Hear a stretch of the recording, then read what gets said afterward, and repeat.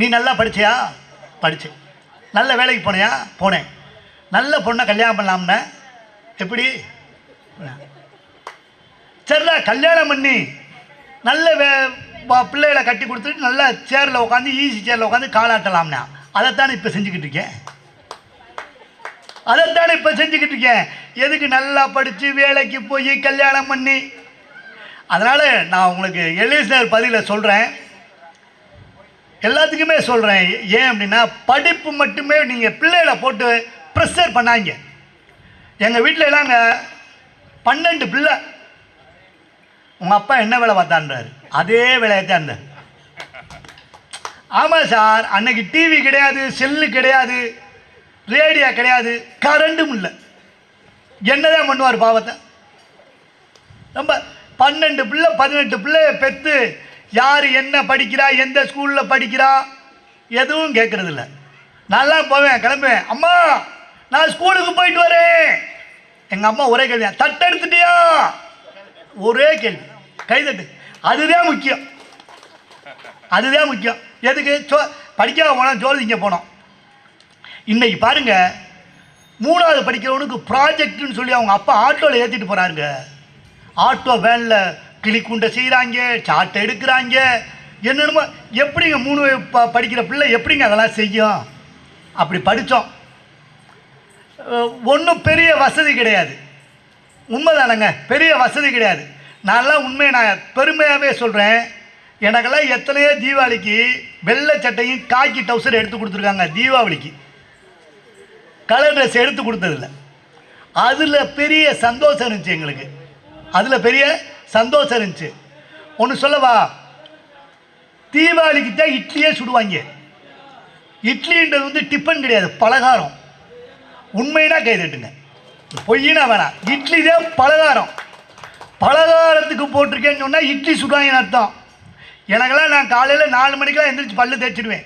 இப்போ மாதிரி ப்ரெஸ்ஸெல்லாம் கிடையாது, பூரா கறித்தூள் சாம்பல் தான் வச்சு பல்ல தேய்ச்சி 6 மணிக்கே பறிச்சிடுவேன். எங்கள் வீட்டில் இட்லி, எங்கள் வீட்டில் இட்லி அப்படின்னு. ஏன்னா அன்னைக்கு அது கிடைக்கிறதுனால அப்படி ஒரு பெரிய மகிழ்ச்சியாக இருந்துச்சு. இன்றைக்கி அப்படி கிடையாது. பர்கருன்றான், சபர்மான்றான், சபர்மா சாப்பிட்டு பூரா சாகுறான், மைனஸ்ன்றான். வாழ்க்கையே மைனஸ் ஆகிடுது, ப்ளஸ்ஸே கிடையாது வாழ்க்கையில். ரொம்ப சிரமம்.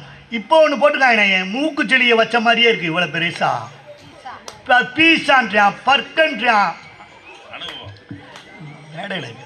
பீஸான்றான், பர்கருன்றான், லட்சம் சொல்கிறான்.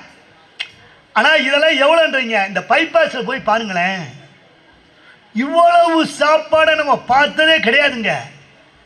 இவ்வளோ சாப்பாடை பார்த்ததே கிடையாது. அன்னைக்கெல்லாங்க, இன்னைக்கு தெருக்கு தெரு கூழ் விற்கிறாங்க. கூழு கடையில் அவ்வளோ கூட்டமாக இருக்குது. மதுரையில் ஒரு கடை இருக்குது, நான் சொல்கிறேன், தல்லாகுளத்தில். பழைய சோறும் பச்சை மிளகாவும்னு ஒரு கடை இருக்குங்க. கூட்டத்தை பார்த்தீங்கன்னா காரை நிப்பாட்டிட்டு பூரா பிளேட்டாக வாங்கி தின்னுது. அவ்வளோ பிரச்சனை இருக்குது. இவ்வளோ நம்ம வாழ்க்கையில் நிறைய இன்றைக்கி எப்படி அனுபவிக்கிறோம்னா, அந்த செல்ஃபோன் வந்து பாருங்கள். இப்போ கூட எனக்கு 50 ஃபோன் வருது. சும்மா இருக்கும்போது ஒரு ஃபோன் வராது. பாத்ரூமுக்கு போயிட்டு வாங்க, 10 மிஸ்டு கால் இருக்கும். நல்லா கைதட்டுங்க, 10 மிஸ்டு கால் இருக்கும். எல்லாமே பரபரப்பாயிட்டான். ஃபோன் வந்தாலே படபடக்குறான். முன்னாலாம் ஃபோன் வந்துச்சுன்னா என்ன வீட்டுக்குள்ளே ஃபோன் இருக்கு, எல்லாருப்பா ஹலோ அப்படின்னு எடுத்து பேசுவோம். இப்போ ஃபோன் வந்தவுடனே மொட்டை மாடிக்கு வர்றேன், ஹலோ ஹலோ கேட்கல, ஹலோ கேட்கல. மொட்டை மாடி 3வது மாடிக்கு போகிறான். அவன் மொண்டாடி லூசு போல, அது ரிமோட்டியா, கீழே வாயா. டென்ஷனில் ரிமோட் எடுத்துக்கிட்டு மேலே போய் அன்னைக்கெல்லாம் ஒருத்தர் 10வது மாடியில் ஃபோன் பேசிக்கிட்டான். ஃபோன் அடிக்குது, ஹலோ ரமேஷ், உன் மகன் செத்துட்டான் அப்படின்னு பதட்டத்தில் குதிச்சுட்டாங்க 10வது மாடிலேருந்து. 8வது மாடிக்கிட்ட வரும்போதான் தெரியுது, நம்மளுக்கு மகனே இல்லையடா, இப்படி அவசரப்பட்டுட்டோமே. 6வது மாடிக்கிட்ட வரும்போதான் தெரியுது, நமக்கு இன்னும் கல்யாணமே ஆகலையடா. தொம்முன்னு கீழே விழுகும் போதான் தெரியுது, நம்ம பேர் ரமேஷே இல்லையே குமாரேன்னு. டென்ஷன்ல இருக்கான். நீங்கள் பாருங்களேன், நீங்கள் இப்போ ஃபோன் பண்ணுங்க, அவ்வளோ என்னாச்சு என்னாச்சு, என்னடா ஃபோன் தானே வந்துச்சு. அது ஆனால் நான் சொன்னால் கோச்சுக்கிறாங்க. நான் இப்போ சொல்கிறேன், திரும்ப சொல்கிறேன், நான் இப்போ பேசுகிறது இங்கே இல்லை, ஆந்திரா பக்கம். நீங்கள் பொம்பளை பிள்ளைய ஃபோன் பேசுகிறத பாருங்களேன். நீங்கள் பொம்பளை பிள்ளைய இப்போ ப்ளூடூத் வேறு வந்துடுச்சு. எத்தனை சிபிசிஐடி வந்தாலும் அதுக்கு பேசுகிறத கண்டே பிடிக்க முடியாது. 2 வார்த்தை தான் பேசு. இந்த வருங்க